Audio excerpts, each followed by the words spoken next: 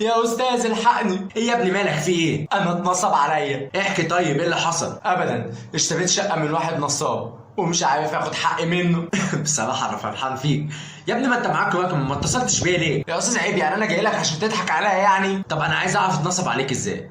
انت شفت تسلسل الملكيه طيب؟ ايوه انا شفت الورق وكل حاجه، بس ما خدتش بالي ان في الورق ما فيش اي حاجه ليها علاقه بالحصه. طب ورق الرخصه شفته؟ ها؟ امال عملت ايه؟ شكلك ما عملتش اي حاجه. تعالى النهارده نفهم ايه اللي حصل. موكل العزيز، اهلا وسهلا بيك في حلقه جديده من برنامج صاحب قضيه.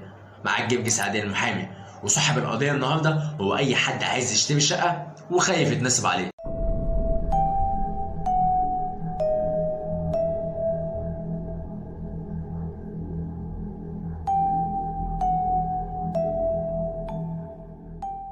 يا مساء الخير، معاكم جرجس عادل المحامي وحلقه جديده من برنامج صاحب قضيه.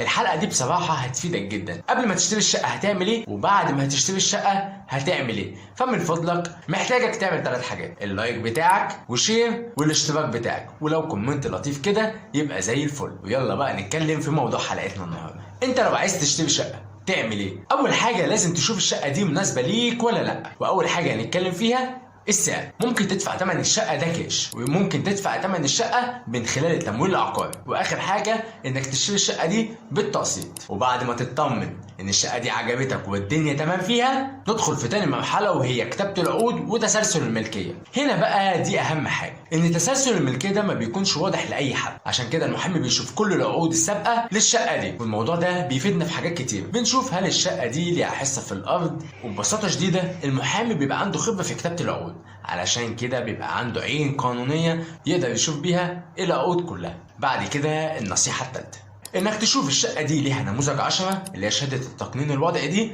ولا ليها رخصه. هما الاتنين يعتبر زي بعض، بس طبعا يفضل لو الشقه ليها رخصه. وبعد كده بقى بيبقى في قاعده قانونيه مع البائع والمشتري نعرف كل واحد طلباته ايه، وبعد كده نكتب بقى العقد. وفي العقد بقى بنكتب كل طلبات البائع وكل طلبات المشتري، وطبعا بنضيف عليهم خبره المحامي. وكده يبقى كتابة العقد خلصت. وبعد كده البائع بيروح الشهر العقاري يعمل توكيل بيع للنفس والغير للمشتري، وبعد كده يجي دور المشتري انه يعمل حاجتين.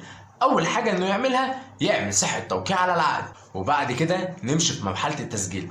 بمناسبه التسجيل بقى نخلي بالنا ان التسجيل ده في منه رضائي، في منه قضائي، وفي كمان التسجيل بواقعه ماديه. طبعا التسجيل بواقعه ماديه ده لازم يكون عدى على امتلاكك للشقه 5 سنين، بس في الطبيعي هو اسهل انواع التسجيل. وبكده لو حبيت تشتري شقه تبقى عارف الخطوات ماشيه ازاي. اهم حاجه بقى انك تختار المحامي اللي يعرف يساعدك في الخطوات دي. كان معاكم جرجس عادل المحامي، ودي حلقه جديده من برنامج صاحب قضيه. شكرا لمتابعتكم.